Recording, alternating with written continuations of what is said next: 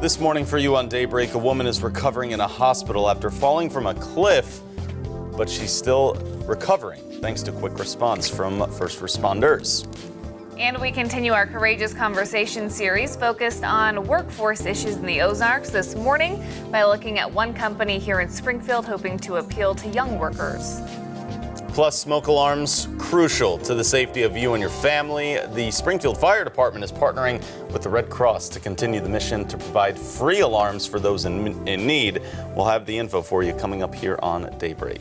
Good morning and thanks for waking up with us. It's Wednesday, May 8th. I'm Lauren Barnes. And I'm Joe Morano. Still not too late to get your free smoke alarm. And of course, we know that's very important to have in everyone's homes. Yes, absolutely. Yeah. Hannah Zetta will have that report for us in just a few minutes here. Yeah, but, you know, the unsettling stuff of rain and everything else. That's the scientific term, right? Yeah. That's what I'm going with right now because we're throwing it over to Elisa Rappa. She joins us this morning as well. It's been tough to track, right? Over the last, what, 8 days or so?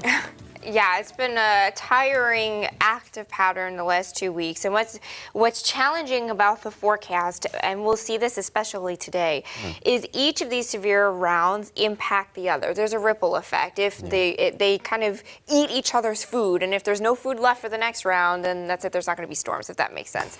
So 2 rounds of severe weather possible today, and again, they'll feed off of each other, depending on how strong one is versus the other. All right, a lot of updates coming with that throughout the day. How do we look to start out on our Wednesday? We still have that flash flood watch in effect through 7 a.m. Thursday because we still have the front stalled. We're still looking at another 1 to 2 inches of rain up near that stalled front along and north of I-44. This morning we have round 1 of some showers and thunderstorms coming through. It's just entering the western Ozarks along I-49 there. We've got locally heavy rain and lightning from Nevada down towards Joplin and Neosho.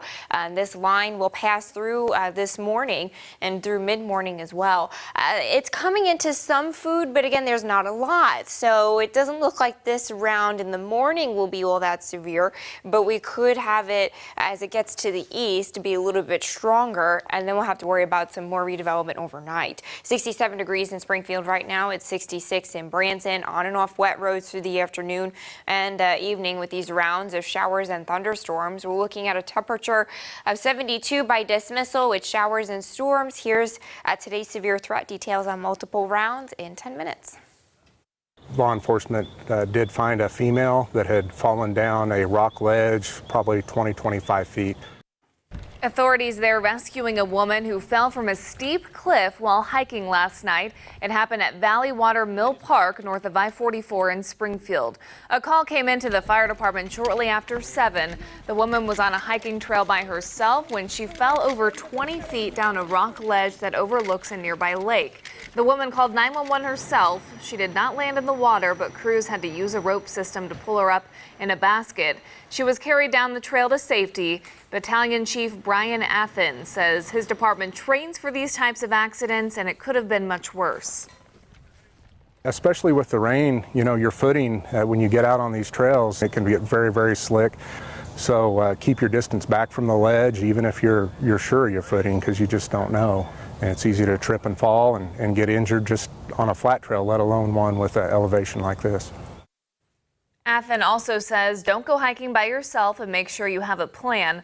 The woman only has a minor leg injury and is being checked out at a hospital. Her name and age were not released. This morning, we continue our courageous conversation for you. As it can be a competitive job market, companies are challenged with finding the right kind of talent to fill the spots of retiring baby boomers. Many local companies growing because of the economy, and it's had a major impact on employers. So our Melanie Chapman looks at how one local company is looking to youth, offering good pay and opportunities. 19-year-old Dakota Eckerson is a Republic High School grad and studying at OTC. He's receiving a formal education, but also getting hands-on education with the experts in the field. He's part of SRC's apprenticeship program and working at the company's Springfield Remanufacturing Corporation. Learning a lot about just the factory life, like what it's like to work in a factory, because I've never done something like this before. My last job wasn't related to this in the slightest, but learning a lot of helpful skills like machining and just general work. Through the company program, Dakota is making a good wage. He has employee stock, health insurance, can take part in the 401k plan, and he's receiving tuition reimbursements. Fittingly, he's studying industrial systems technology and machine tool technology through the trade school. Well, our apprenticeship program is really part of our broader strategic initiative for attracting talent.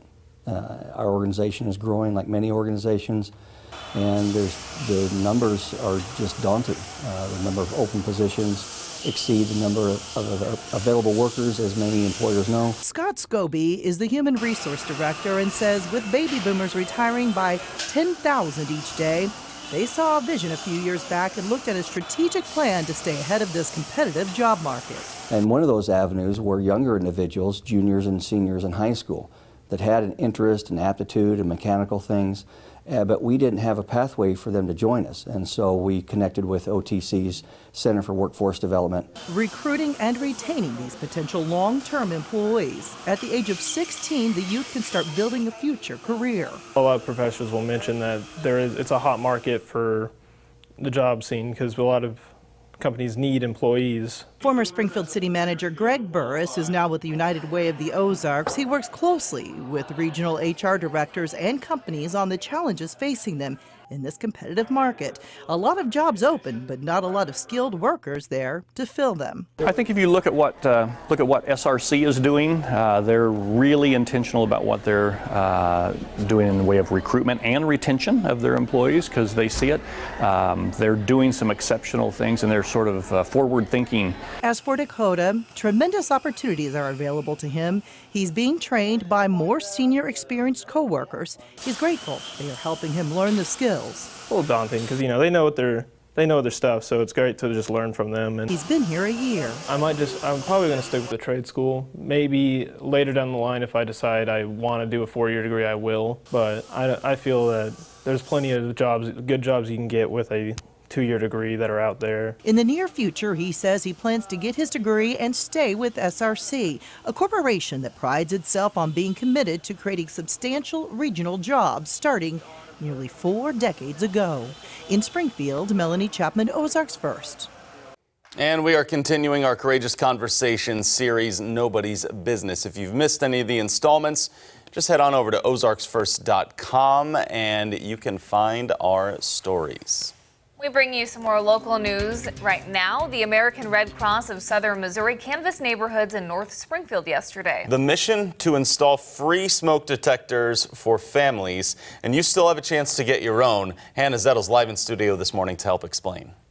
That's right, Lauren and Joe. Volunteers went door to door asking residents if they needed a smoke alarm installed. The units offered even have a 10-year lifespan. This is all part of the Red Cross's Sound the Alarm campaign, which encourages people to save lives in 3 critical ways: smoke alarm installation, blood donation, and donations of volunteer time or money. Smoke alarms should be checked once a month with the simple touch of a button.